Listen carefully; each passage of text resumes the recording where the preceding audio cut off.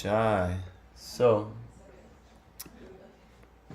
I will do, I chanted a few of these prayers before, so I won't do all the ones that I normally do before class. So, let me share the screen so you guys can see some things here. Oh, this is nice. Why Krishna comes in Bhagavad Gita. We can have that.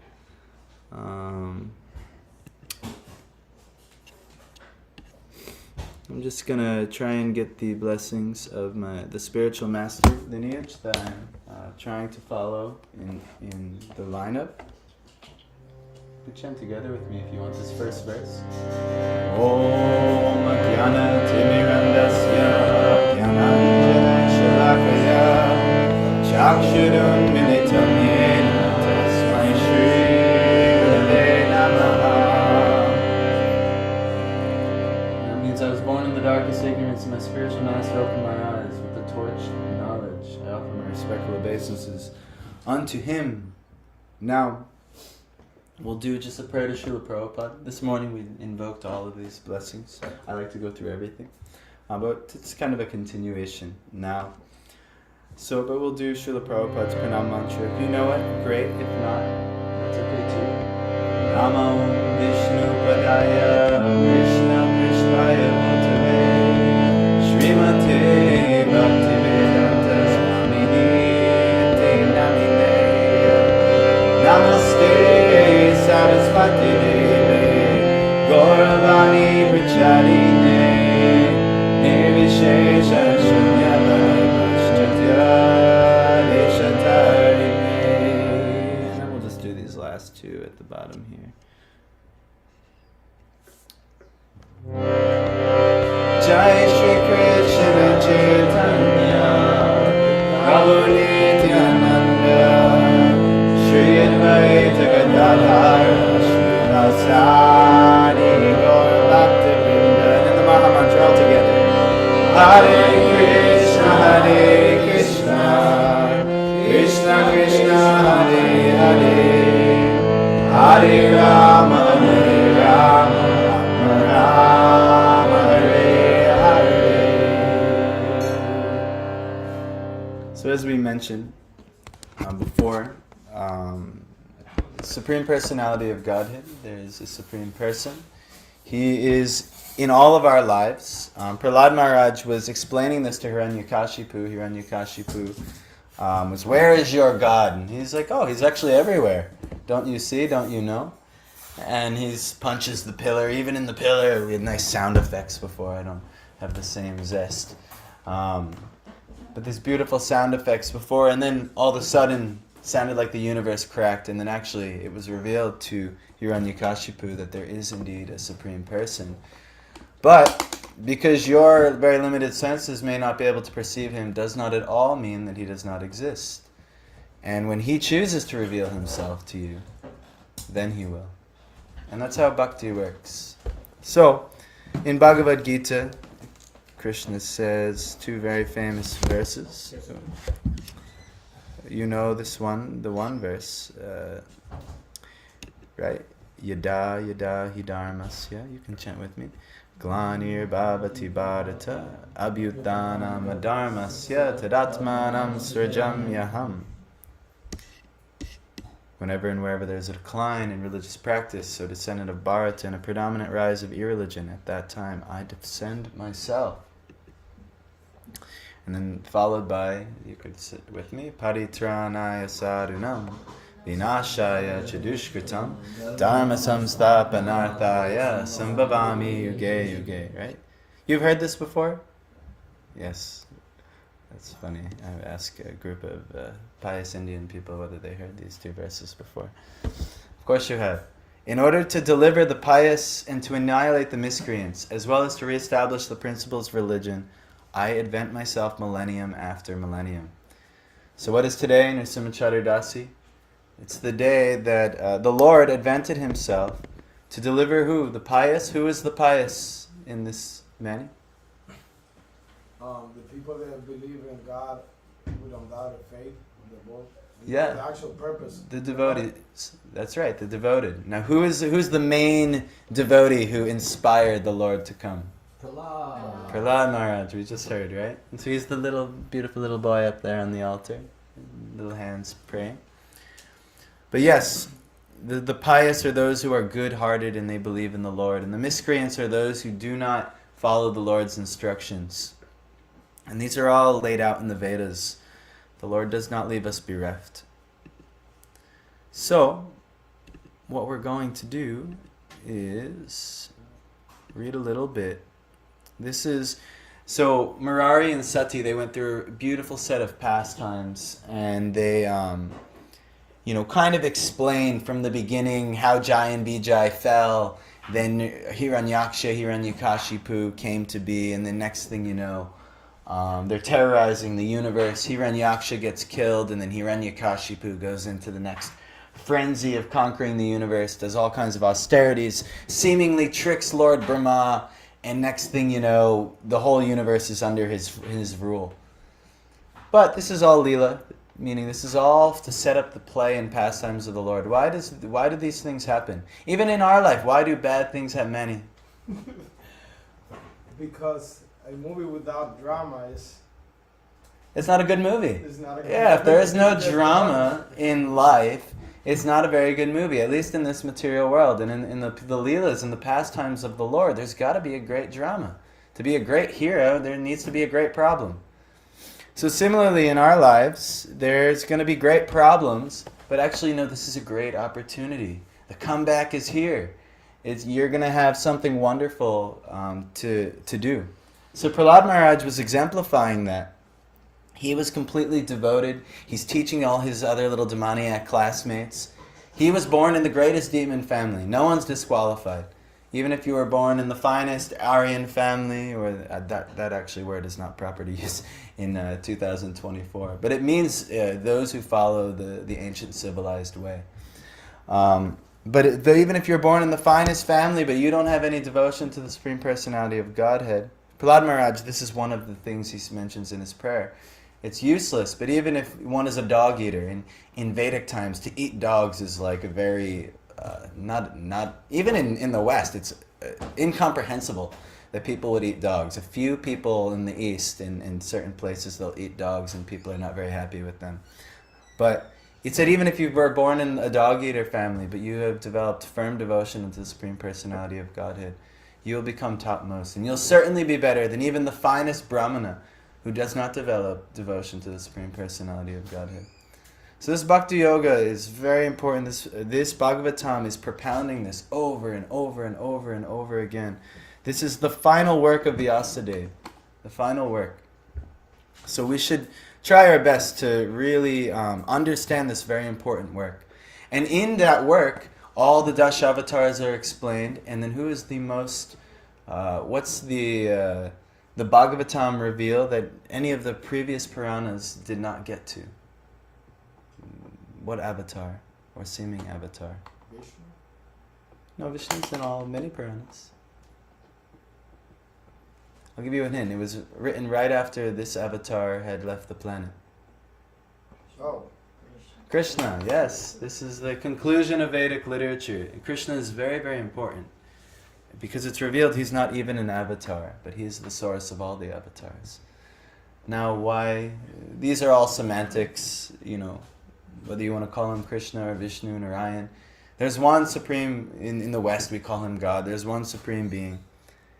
And yet, we all are looking at it from different facets and different angles, but all trying to approach the same thing. But the universal teachings are the same.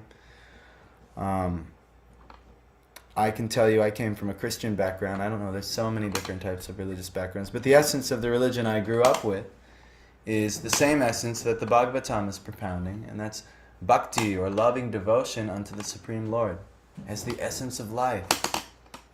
So Prahlad Maharaj he's completely propounding this to his demonic father and all his friends. And they can't figure out, because they're born in the most demonic of society. Where did you learn this? But what happened, he got the association of a great devotee. And he didn't just get a little bit of association of a great devotee. He had thousands of years of association, even though he was in the womb. Even in the womb, he could make so much advancement. But he had association. He heard from Narada Muni for thousands of years as Bhagavatam.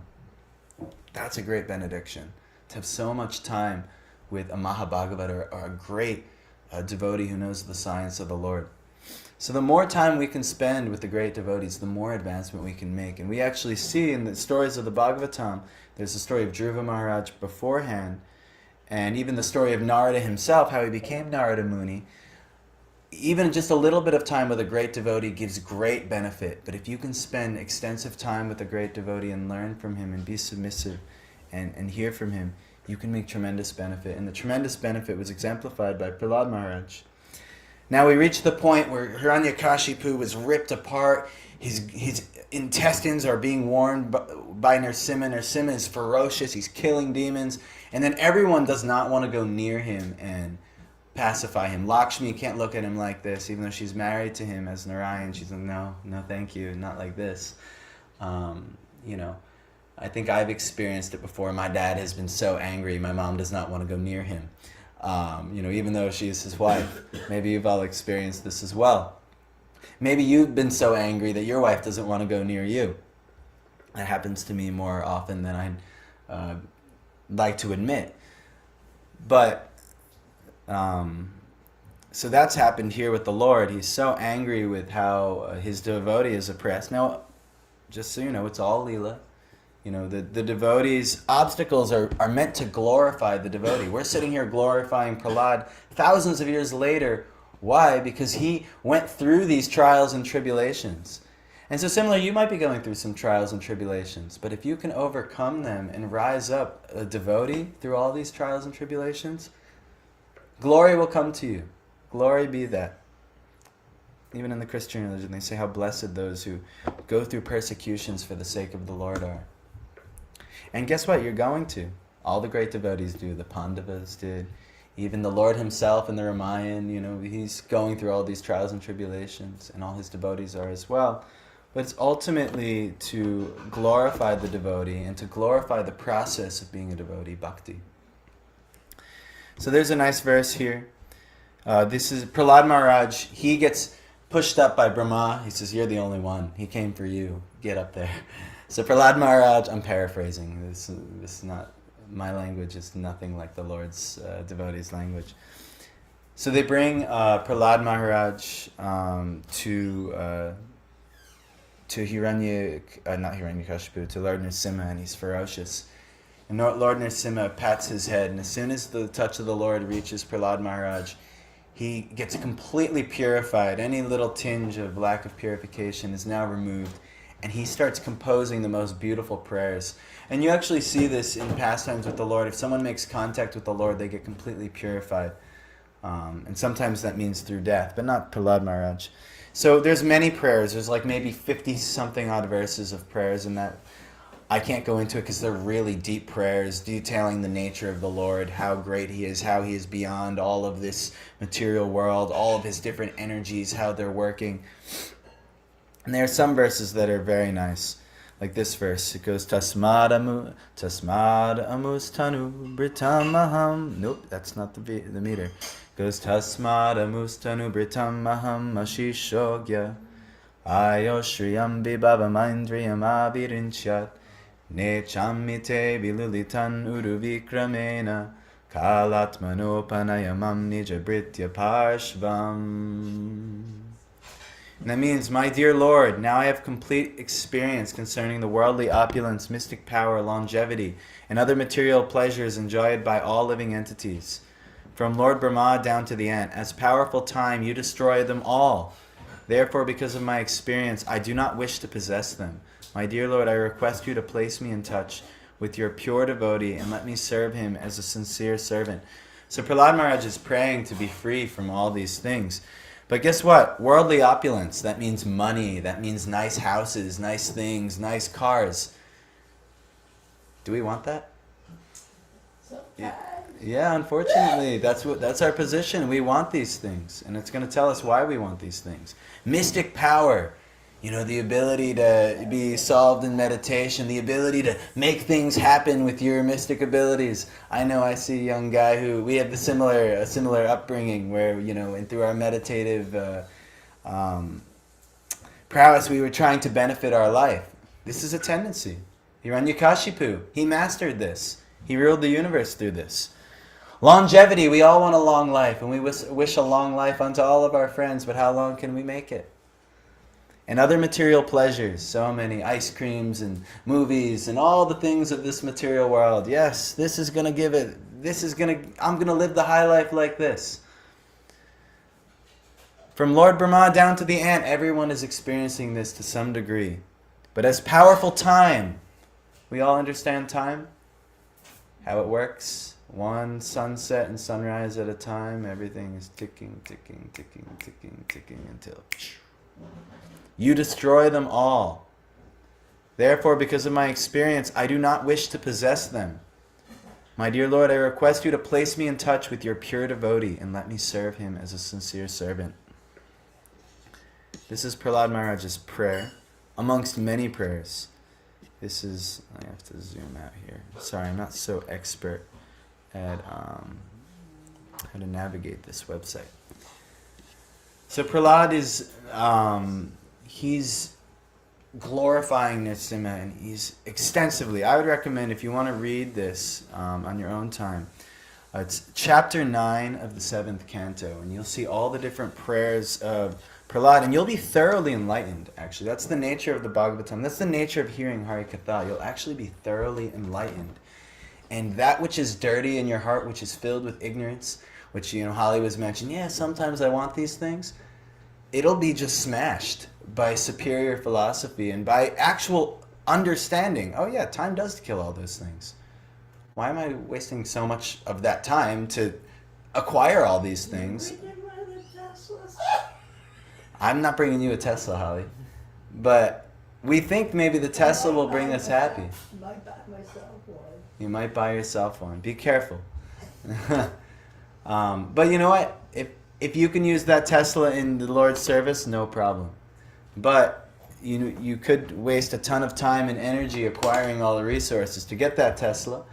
But hey, I'm just got to worry about my life and what I got to do, and everyone else can waste their time however they like. But it's recommended. Prahlad Maharaj did not want to waste any time. And he was saying, Murari was reading from Prahlad Maharaj, how all these material endeavors are really a waste of time. How really only the cultivation of our spiritual life is the only valuable time. Everything else is leading towards death, and at the end will be a waste, and your whole life will be measured on what did you do? How much spiritual advancement did you make? We think so many things are important. We think everything else is important. But spiritual advancement is the only important thing. Your family, your career, your kids, your wife, your parents, your generations, all of that will go. And at the end, it will not be important. Just like in your past life, who here is still in contact with their brothers and relatives of their past life? Well, sometimes I talk to them. I'm not talking about this life, Holly. I'm talking about the lifetime before this. No, I talk to people that have passed like they can hear me, because sometimes I think they can. It is possible. But you would be a very rare case. They can help me. I'll tell you, I barely talk to my relatives in this life. But in my past life, I have no idea who they are. I talk to the dead way more than them. Well, you're a rare case, Holly. But most people actually have no relation at all with their past relatives. Not to say we're not telling, let's neglect all of our relatives. No. But we should understand the position of importance. Nothing will usurp the importance of your spiritual life. Not one thing. Now we have to maintain our bodies. We have to maintain this life to perform bhakti. But that's why we do this thing. That's why we go to work. That's why we raise a family. That's why we do our duties, is to preserve our bhakti and to enhance our bhakti. Because that is literally the only thing that has any importance in life, is your spiritual advancement. Everything else will be lost. But when we measure our life, all right, what percentage am I putting on my bhakti? What do you think it is? High percentage or low percentage?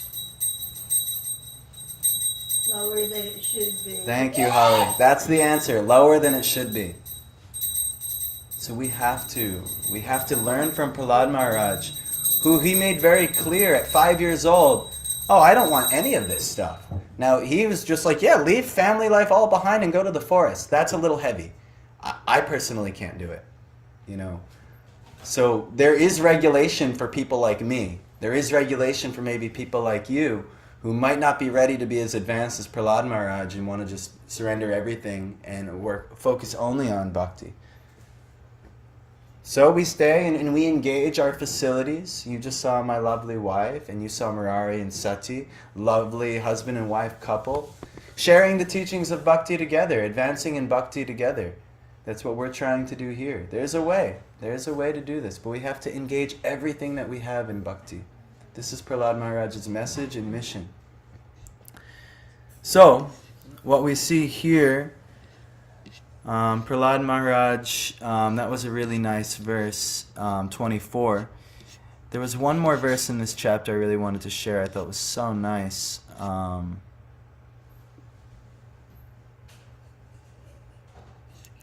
This is it right here, 44. And he starts talking about sex life and things like this. That's another one. We focus on that a ton as living entities. But this one is very nice. Prayena deva munayasvami mukti kama. If you can do the meter, join me. Monam charanti vijanena parartha nishtaha. Naitan vihaya kripanan vimumuksha eko. Nanyam tvarasya sharanam brahmato nupashye. My dear Lord Narasimha Dev, I see that there are many saintly persons indeed, but they are interested only in their own deliverance, not caring for the big cities and towns. They go to the Himalayas or the forest to meditate with vows of silence or the Monavrat. They are not interested in delivering others. As for me, however, I do not wish to be liberated alone. Leaving aside all these poor fools and rascals, I know that without Krishna consciousness, without taking shelter of your lotus feet, one cannot be happy. Therefore, I wish to bring them back to shelter at your lotus feet. This is the magnanimity of Prahlad. He didn't only want to just take himself, he wanted to take everyone. And he called us all poor fools and rascals. Because we are, unfortunately. We're in complete ignorance, and we're just focusing on things that ultimately do not matter. In the span of eternity, you know, just think about how hard we work towards our material endeavors. Yes. So, these people that retire to the forest, like, wouldn't they be like understanding their own nature, like that if they involve with other people, they might have fallen from that, and maybe that's why they retired? Like, yes. So they didn't feel capacitated enough to, like, you know, do something like that. Like I feel like. Yeah. So actually, like, he says there are many saintly persons. He's saying these are saintly people. For example, I always forget the name, but the guy with the deer, he got caught up with the Bharata. deer, and then when he was born again, he acted like he was deaf and crazy, just so he didn't have to hear people or deal with people, because he understood that he didn't have the capacity to actually be involved. So isn't that like? So that's one level of advancement. And Prahlad is saying they are saintly persons indeed. Okay. But he's showing a higher level of advancement. Not only bringing himself to deliverance, but actually caring more for how can I bring others. And he will pray for himself, actually take all of that and just throw it on me. Take all of their karmas and the things that are trapping in this material world, put it on me and save them. This is a next level. You know, at one point, how are you going to save others if you can't save yourself? Like, if you can't swim and somebody over there is drowning, if you jump in, it'll be two people drowning. And everyone will think that was not very smart. Quick question. Go ahead. So somebody like that, like that, don't go and save others from swimming, but because he knows he don't know how to swim, and he saved himself. Did they face a difference. Like, does it say anything in the scriptures about like what is their They have What is an their exalted destiny? destination. They have an exalted destination. That's what. There's many levels of Vaikuntha. There's many levels of the spiritual world, but it's not equal. Someone like Prahlad, with this care for others, actually, this is even more pleasing to the Lord, and this is even more advancement in bhakti, and the destination is surely reciprocated. Yeya tammam prapadyante tam stataiva bhajamyaham. As all surrender unto me, I reward them accordingly. At least to a certain level. At some level, you can do so much for surrender to Krishna that he can't reward you accordingly. And that's on a whole different level. But we're not in that canto. That's 10th canto. We're in the 7th canto of Bhagavatam. But it's taking us progressively higher and higher and higher, making more and more and more advancement. This is, but we're working our way up. Bhagavatam is systematic. You start from canto 1 and you're working your way through darshan of the Lord, literally starting with the feet and then moving up. The cantos are moving up the body of the Lord. And then you get to see the Lord face to face in the 10th canto, and then the full picture is painted to close it off. So anyway, they go and they're silent, but the Lord, Prahlad, he wants to deliver everybody. And eventually, it's described, he wants to deliver his own father, who was trying to kill him. Now, this is a level of advancement. For those who come against us, and guess what? If you're in the material world, someone's going to come against you. You know, the reason the Lord has to come to deliver the devotees is because the opposite of the devotee, the miscreants or the demoniac, they love to come against the devotee. That's what they're going to do. That's their nature. But actually, they create the circumstances for the Lord to come. Manny,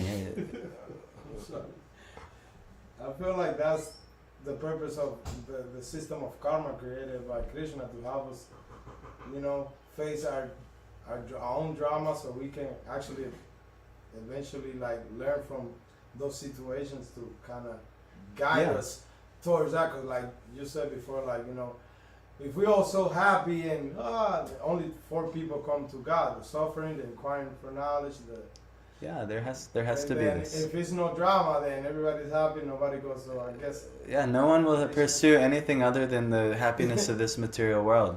So it has to be there has to be plenty of suffering here, so we actually remember, this is not good to stay here, not to stay focused on this thing. So like this, this has to be done, and it's good to have drama in your life, no problem.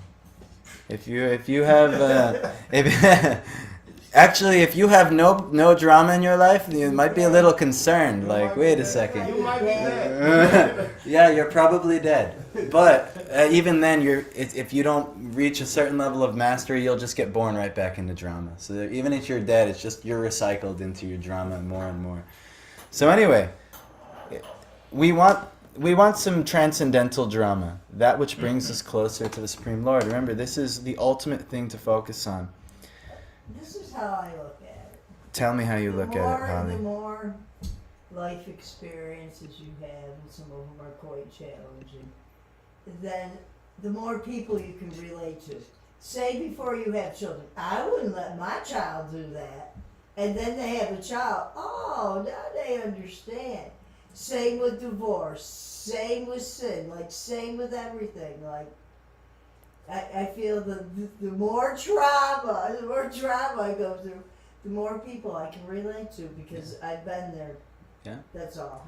It's our sufferings help us, and overcome. Myself, this is good for me. And it's going to help a lot of others too. When someone else is also going through something similar, you can relate to them, and you can really So it's good. But if we die, and we will die, all that knowledge will be forgotten. The only thing that will remain is your spiritual advancement. So we don't want to just focus on the worldly life lessons. We want to focus on, all right, how do we reach this perfected state here that the Bhagavatam is propounding, in being fully immersed in bhakti? So Prahlad here is, he finally prays to Lord Narasimha everything he wants, And then Lord Narasimha is so pleased with him, and he says, I want to bestow a benediction upon you. And so Prahlad, he wanted, this is what happened. I'm just going to read the first few verses. We're going to just go through this. The Saint Narada Muni continued, although Prahlad Maharaj was only a boy, when he heard the benedictions offered by Lord Narasimhadev, he considered them impediments on the path of devotional service. Thus he smiled very mildly and spoke as follows. Narasimha was trying to give him, worldly benediction. The Lord will do that in your life too. What do you want? Oh, you want this? No problem, no problem. And then you get it, and then you're like, oh wait, I'm still not happy. That happens all the time. But you're going to see Prahlad Maharaj he's smart. And the Lord is always testing us. What do you really want? Prahlad Maharaj said, my dear Lord, O Supreme Personality of Godhead, because I was born in an atheistic family, I am naturally attached to material enjoyment. Therefore, kindly do not tempt me with these illusions. I am very much afraid of material conditions, and I desire to be liberated from materialistic life. It is for this reason that I have taken shelter of your lotus feet. So above all the material facilities is liberation, freedom from that. I don't want to be attached to these things. I don't want to be attached to wealth and partnerships and positions and power and all these things. This is a level of advancement above just doing pious, I'll worship the Lord. So unfortunately, there's so many lovely students in this area, and so many people come here for such a variety of reasons. And one reason I see a lot of students come here for, and it works too, is they pray to the Lord like, please give me the grades I want, or please give me the job or the internship I want. And actually it works. I see the Lord gives it to them, but next thing you know, then they get their thing that they want, and then they're gone from the Lord, and they lose so much of their zest for the Lord, and some of them have moved away. That's usually what happens. They pray for the thing, and then they're gone, and then they're telling, I'm struggling in my devotional life. I wish you were still here with us. But it's good, because now they realize the importance of the devotional life. The job wasn't necessarily the important thing. The devotional life was the important thing. So Prahlad Maharaj, he sniffs this out real quick. Narasimha's like, I can give you this, I can give you that, I can give you this. And Prahlad's like, no, I'm born in a demonic family. I have the tendency to exploit all these things. Don't give me that. Let me be free from all that. Oh, my worshipable Lord, because the seed of lusty desires, which is the root cause of material existence, is within the core of everyone's heart. You have sent me to this material world to exhibit the symptoms of a pure devotee. So this is why the pure devotee comes, to show those who have lust in their heart, which is all of us. Oh, wait a second, there's a higher way. There's a higher way than this limited enjoyment that we're so wanting in this world. Prahlad Maharaj is showing us this higher way. Otherwise, O my Lord, O Supreme Instructor of the entire world, you are so kind to your devotee that you could not induce him to do something unbeneficial for him. On the other hand, one who desires some material benefit in exchange for devotional service cannot be your pure devotee. Indeed, he is no better than a merchant who wants profit in exchange for service. This one hurts. This one, at least for me, it hurts. It's like, I've been doing business with God my whole life. Give me the grades, Lord. Give me the job, Lord. Give me this thing. Give me that thing. We're like businessmen with the Lord. But we don't want to go into business with the Lord. We want to be the Lord's pure servant. Even higher, maybe we want to be the Lord's friend. And then there's higher and higher beyond that. Unconditionally. So Prahlad Maharaj is going to, I feel, what's that, what they say? I feel like attacked. You always see those memes. They say, I feel attacked, and then they write something that's really relatable to everyone. That's, to me, I feel really attacked by that verse. A servant who desires material profits from his master is certainly not a qualified servant or a pure devotee. Similarly, a master who bestows benedictions upon his servant because of a desire to maintain a prestigious position as master is also not a pure master. O my Lord, I am your unmotivated servant, and you are my eternal master. There is no need of our being anything other than master and servant. You are naturally my master, and I am naturally your servant. We have no other relationship. So he's promoting dasyaras, or this mood of being master and servant with the Lord. O my Lord, best of the givers of benediction, if you at all want to bestow a desirable benediction upon me, then I pray from your Lordship that within the core of my heart there be no material desires. So it's a higher thing. That's his benediction. O my Lord, because of lusty desires from the very beginning of one's birth, the functions of one's senses, mind, life, body, religion, patience, intelligence, shyness, opulence, strength, memory, and truthfulness are vanquished. Your lust destroys all good qualities. All good qualities that you could cultivate get lost in your greedy desires, for your lusty desires, for your own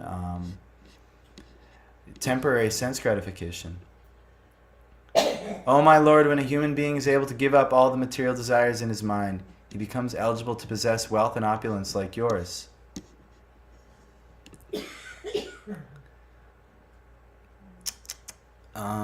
There's a couple verses. He starts glorifying the Lord's position, and that's great, but we're already at 8:30, so I have to end soon. The Lord said, "My dear Prahlad, a devotee like you never desires any kind of material opulences, either in this life or in the next. Nonetheless, I order you to enjoy the opulences of the demons in this material world, acting as their king until the end of the duration of time occupied by Manu." So the Lord is forcing opulences on Prahlad. But Prahlad prayed for the benediction. I want to be free from any attachment to these opulences. And he says, it does not matter that you are in the material world. You should always continuously hear the instructions and messages given by me, and always be absorbed in thought of me. For I am the supersoul existing in the core of everyone's heart. Therefore give up fruitive activities and worship me.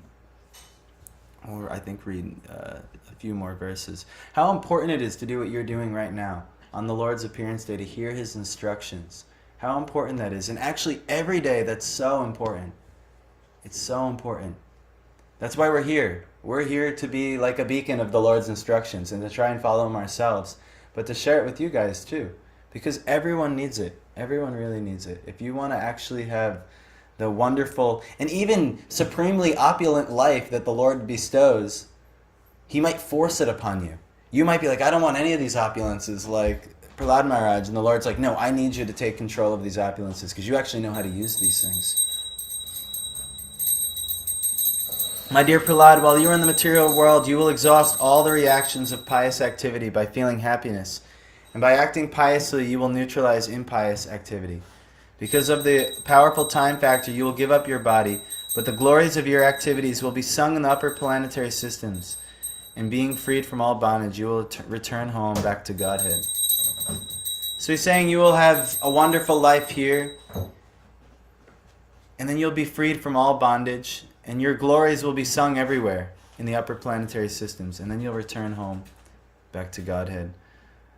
And then this is for us. One who always remembers your activities, and my activities also, and who chants the prayers you have offered, becomes free in due course of time from the reactions of material activities. That's karma. Karma bandhat pramuchyate. You become free from the bondage of karma. This is what we all actually need. We're here just getting bound up by karma, bound up by so many bodily relations, so many entanglements that we put ourselves in. But then what happens is we forget the real essence, the real purpose of life. And what's that purpose of life? There's a really nice 126 of the Bhagavatam. The supreme occupation from which all living entities will be happy is that by which one is serving the Supreme Lord. In what? Bhakti. So this is the param dharma. This is the supreme dharma of the living entity. So serve the Lord, and those who hear his activities and chants these prayers, just hears this activity and chants these prayers that we did today, you'll become free in due course of time from the reactions of material activity. You'll be free of karma. That's your benediction for sitting through this and doing this. Jai. But we regularly do this. There's more. I recommend you guys read the Bhagavatam. I wish I could, all night we could do this and we could get, there's so many teachings here, but we've really run out of time. So I just, what's that word? I beseech you, please, look out for your best interest. We're here for your best interest. Your best interest isn't necessarily getting your schoolwork done. It isn't necessarily paying all your bills. It isn't necessarily making sure all your relatives are happy, because they're not going to ever be all happy with you anyway. It's just impossible to please everyone in the material world. It's just not going to happen. But if you please the Lord, everything is nourished. When I started my process of being like a monk and training and all these things, my parents weren't happy. My external situations didn't look kindly upon it. But as time went on and they saw what I was doing and they saw the shifts in my character and how this has really helped me, me and my parents have a better relationship than ever. Somehow or other, we're working to somehow purchase this house this year. I have no material qualification for, at this point of my life, a house will ever be something in my existence. But because we're trying this bhakti thing, and I'm trying really hard not to be a businessman for the Lord. Like, Lord, I'll do this. Please make sure this is taken care of. Prahlad Maharaj is teaching, please do not do this. But somehow or other, it's all falling into place. But the funny thing is, it's just like a big headache for me. And the only way it's worth it is if I use it in the Lord's service. And everything will be like that. All these material things that you can gain in this world will just be a big headache unless you use it for the Lord's service. That includes your marriage, that includes your job, that includes your kids, that includes any of the things, your position in society, or how you rise, and even becoming a great helper of society. Unless it's used in service to the Supreme Lord, which is the true essence of life, it will ultimately be meaningless, and it will never give you the ultimate satisfaction that will transcend lifetime after lifetime. So again, we beseech you, please train up in these things. As you can see, this Bhagavatam is not an ordinary literature. This is not ordinary teachings. This isn't like worldly wisdom. This is beyond that. And it should be obvious this is beyond that. When you hear these things, I remember when I first started reading Bhagavad Gita and Srimad Bhagavatam, I'm like, this is not written by human beings. Like, this is something on another level. So hear these things. Because what else can give you any type of real satisfaction in the long run? Nothing. It'll just be a temporary high. I'm like, yeah, this is good for now, until it's not. And it won't be. And anyone who has a logical mind knows that already.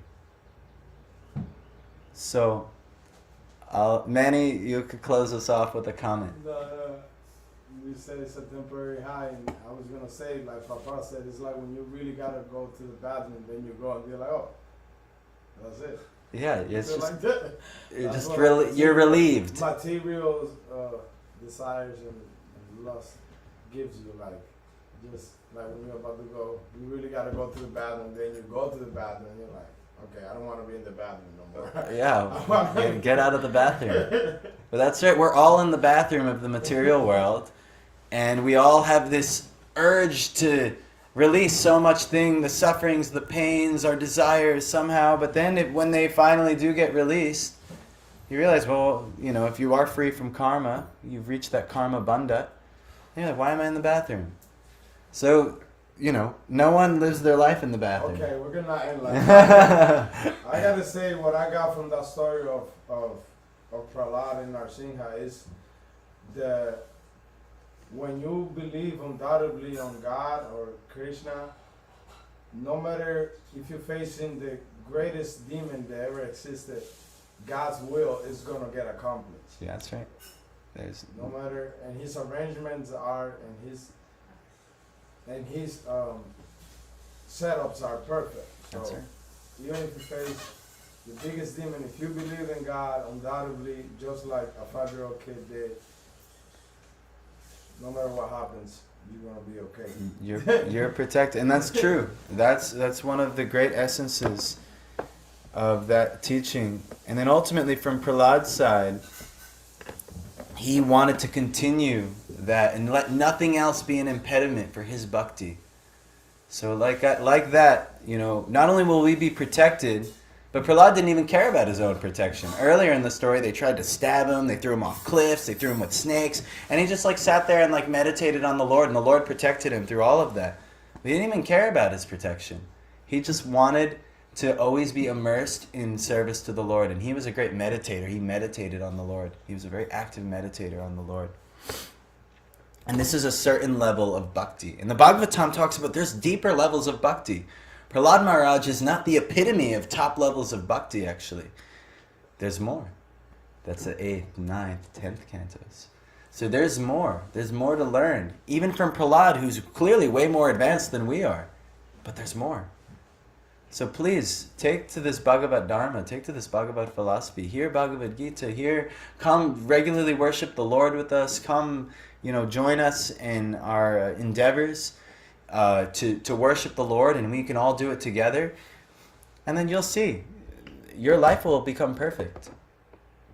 And you'll see you don't need much to become perfect. You can have these straggly wires and all these things like this, and a broken projector, but you can feel life is perfect.